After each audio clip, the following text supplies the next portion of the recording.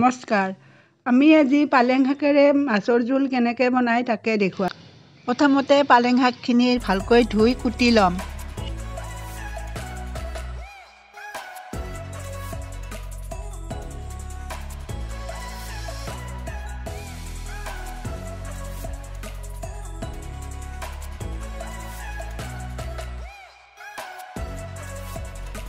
মাছখিনিত হালধি দিছোঁ।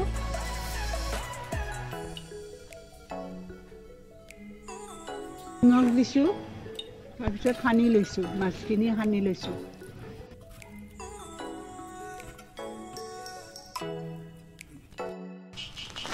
এতিয়া পিঁয়াজ এটা মিহিকৈ কুটি লৈছোঁ।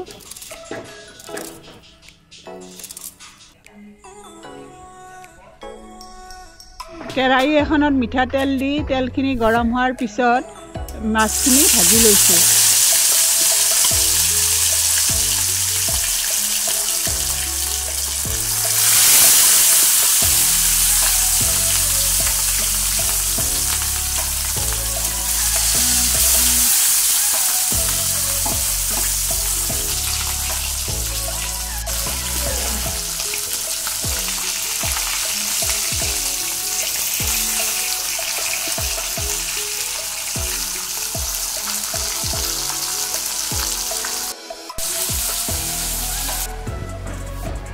মাছখিনি ৰঙচুৱা হোৱাৰ পিছত তুলি লৈছোঁ।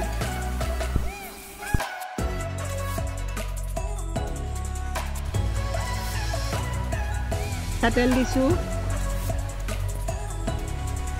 গৰম হোৱাৰ পিছত শুকান জলকীয়া দিছোঁ, পাঁচফোৰণ দিছোঁ।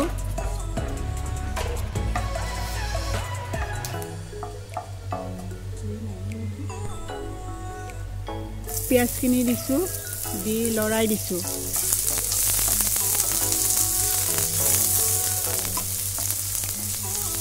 পিঁয়াজখিনি ৰঙচুৱা হোৱাৰ পিছত তাত এটা সিজাই লোৱা আলু ভাঙি দিছোঁ।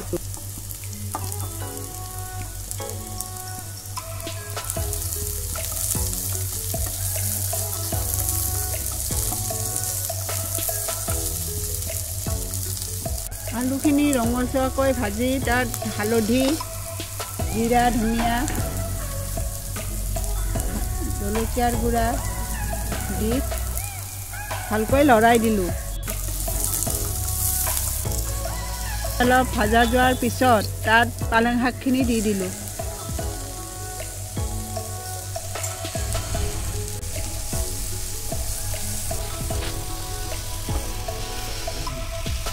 এতিয়া ভালকৈ লৰাই সোৱাদ অনুসাৰে নিমখ দিলোঁ। এতিয়া শাকখিনি সিজিবলৈ অলপ সময় ঢাকনিখন দিলোঁ। ঢাকনিখন গুচাই শাকখিনি সিজাৰ পিছত অলপ লৰাই দিলোঁ। এতিয়া জোখ অনুপাতে পানী দিলোঁ।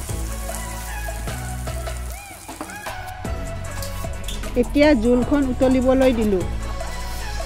উতলাৰ পিছত এপিচ এপিচকৈ মাছ তাত দি দিলোঁ।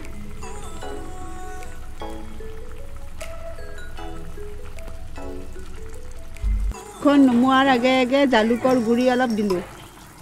গুড়িখিনি দি অলপ উতলিবলৈ দিলোঁ। তাৰ পিছত আমাৰ পালেং শাকৰ মাছৰ জোল হৈ গ'ল।